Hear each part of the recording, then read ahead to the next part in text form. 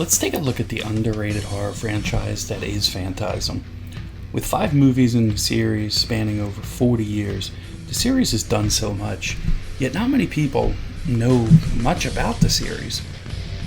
Perhaps some have seen the original, but never looked further. The 1970s have given birth to several iconic horror franchises, including Halloween, The Exorcist, The Omen, The Texas Chainsaw Massacre, Jaws, Alien, to name a few. Often overlooked when we talked about horror franchises is the indie darling that is Phantasm, which would go on to become a cult classic film and franchise.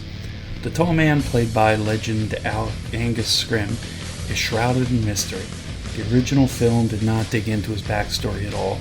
Writer-director Don Coscarelli was initially inspired by a nightmare he had, which explains a lot of the dreamlike sequencing of the original film.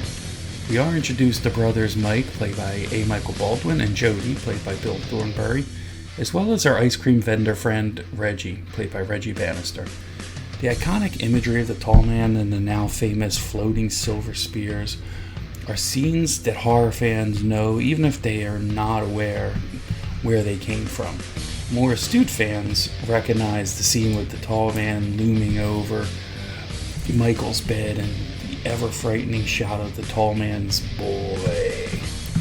9 years after the release of the original film, Phantasm 2 picked up where Mike and Reggie continuing their struggle against the tall man, and what started as a single horror film became one long narrative that would take almost 40 years to complete.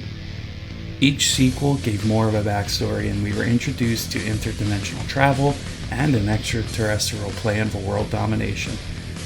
Sure, things got a little hokey, but I was all in for the franchise.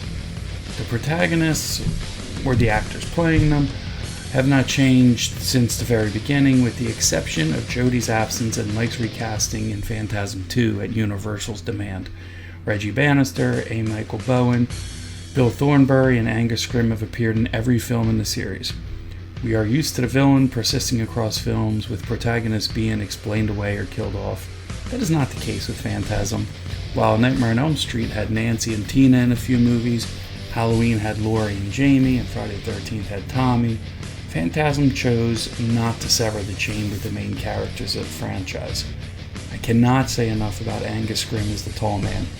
He was frightening. Standing at 6'4", wearing platform shoes and small suits to appear larger, he played the part to perfection. Phantasm has influenced many horror movies, but I feel that A Nightmare on Elm Street could have been influenced the most. Both films share similar endings, where there's a trick ending where evil triumphs.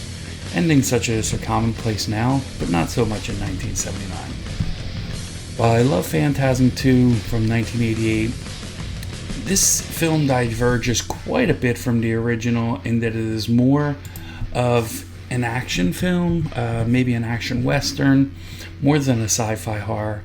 James LaGrosse replaced A. Michael Baldwin for this film per Universal Studios' request.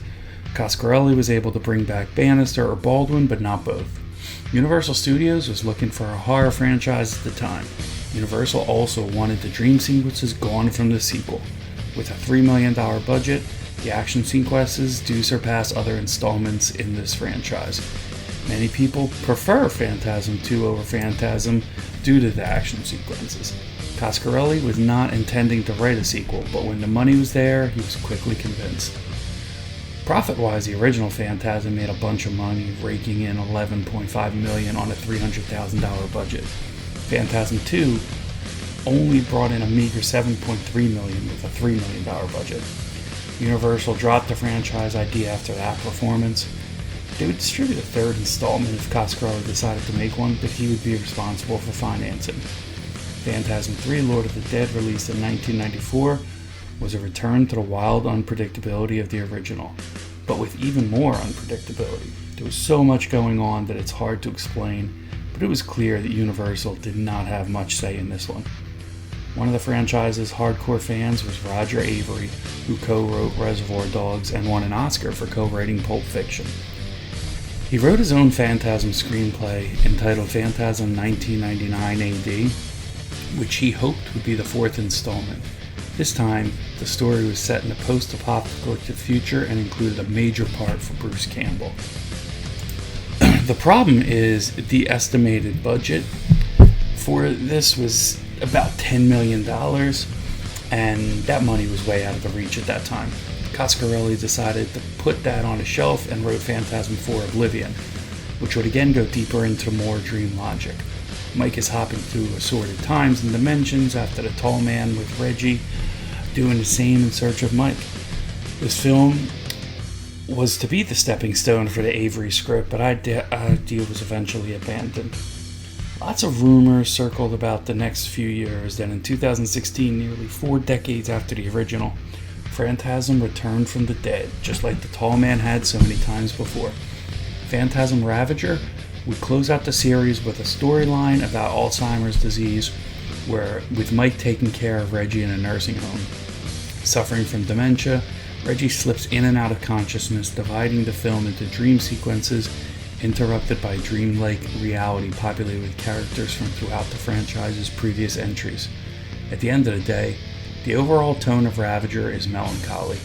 A man whose grasp of current reality is tenuous at best tries to take stock of a life that is essentially lived in a dream.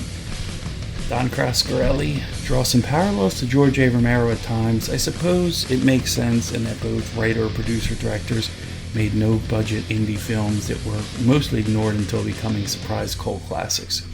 Both films also accidentally spawned horror franchises. Both tried to eventually break away from the franchises with different films, but ultimately were drawn back in.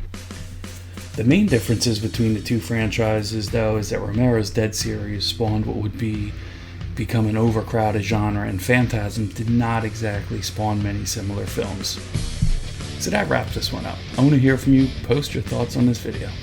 That's it for this episode. Make sure you like this video. Make sure you share this video. Make sure you subscribe. But most of all, make sure you keep it horror.